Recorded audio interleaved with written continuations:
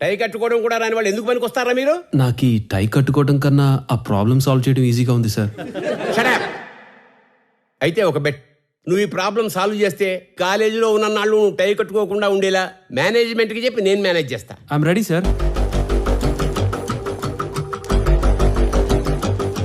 కానీ ఓడిపోతే మాత్రం రోజు టై కట్టుకుని ఈ బెంచ్ ముందు నిలబడి పాఠం వినాలి. అందుకు ఒప్పుకుంటేనే నేను క్లాస్కి వస్తాను, అదర్వైజ్ రాను.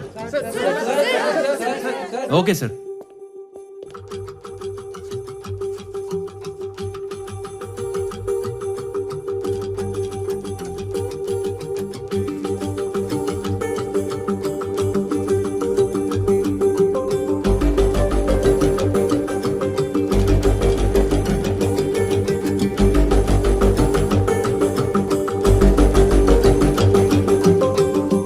I'm done, sir.